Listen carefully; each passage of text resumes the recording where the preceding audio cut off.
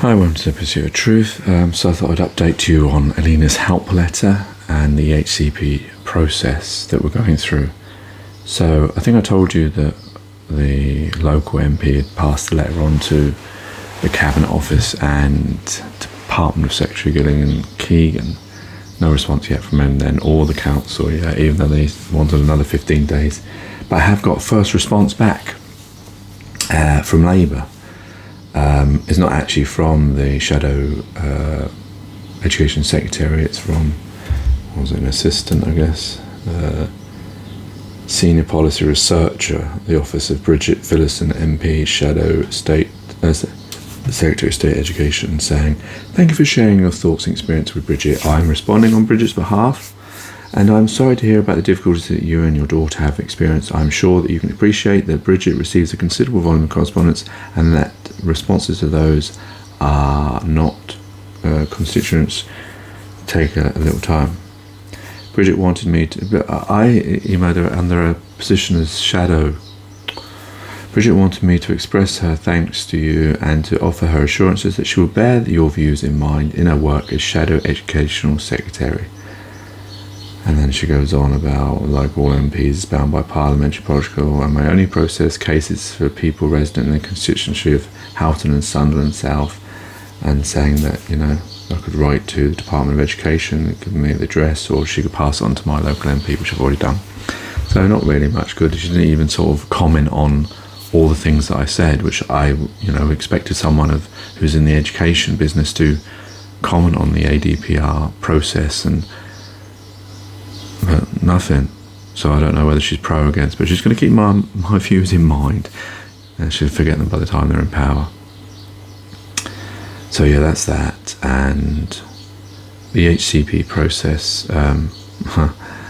so the first hurdle was, we've had these speech and language therapy sessions, which we chased since nursery, and I chased since nursery, and no COVID got in the way, but even, when it was people getting back to normal, they still weren't seeing Aleena, and if they had, maybe this would have helped her.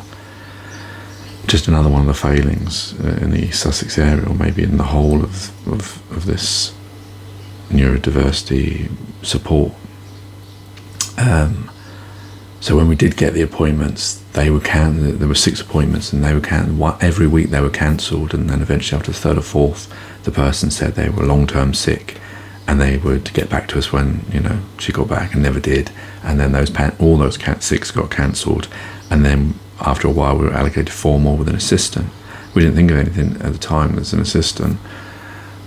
We just thought, well, obviously this person, they're still good enough to give Aleena these sessions, and she's been brilliant actually. They've done really well with Aleena, and these grid board things that the school don't seem to have, that the speech and therapy are using, have really helped Aleena form sentences and ask for things like "I want," or normally she'd say apple juice. Now she'll say "I want apple juice," or "I like apple juice," or more apple juice. So it's really helped, and it was only these 4 sessions. So yeah, those 4. Well, the first one was done, and then she went sick, and then they cancelled all those appointments, and then they rescheduled the last 3. I don't know what's happened to the other 2. But yeah, so that was done, and then we were told that for the Ehcp process, she couldn't write the report, even though she's seen her 4 times, because she's an assistant. So they need to do an initial assessment, which should have been done first, because it's initial. And that initial assessment's supposed to be done. You see Aleena, and then they decide what those sessions are going to be based on tailoring them. So that's been done. Was it arse over tit, I think they say, back to front. Sorry for my parlance. And so and like I said, well, so it was good enough to her to have an assistant, but not good enough for that person to write a report. So now we have to do that. Yeah, it just got to show how much about this. Well, it makes you wonder, do they really care about these children? Because why is there so many mistakes? Why is it so poor? Alright, so that we're waiting for. So that's all because they all have to write a report by June, which will be the start of her last term of reception. So that'll be the time when SEN will then have to make a decision, and they take up to 6 weeks. So that means she'll be out of reception, she'll be on summer holiday, approaching year 1. So exactly what I thought was going to happen at the first 6 weeks has actually happened. And I tried to prevent it by talking to my MP, and who passed on to the Director of Child Services, who still hasn't got back through the Aleena's help letter either, despite coming back to the first one. Culpable, maybe. And then we had a meeting with the school about the Ehcp process with a psychologist, and that was actually the first session we've ever come out with happy, because the first teacher, Aleena's normal teacher, she's always very down, and even in the Senko meetings that we have, they're always like all the things she can't do. You know, they do mention that she's a clever girl and stuff, but in this, because the psychologist was asking specific questions, they were coming back with things we never knew that she could do, that she's actually doing pretty well academically. And the second teacher, because the reception has 2 teachers and it's an open plan, it was like night and day. She spoke so well of Aleena and told us things that we've never been told in Parents' Evening, never been told in these ADPR meetings, of that Aleena's, on track for, reading and actually advanced. And, when they asked her how many words does she know, she said, well, I couldn't count. There's too many. She reads clearly. They said her motor skills are good, her fine skills are good, her writing is good, she can write a sentence. So it was like, wow, we never knew any of this stuff, because we were thinking about, because everyone in the Senko meeting, the ADPR meeting, they're always talking about special school. And even the first teacher, when that question came up with the psychologist, was talking about special school. The second teacher didn't. It was really like night and day, like, wow, I wish we had the second teacher.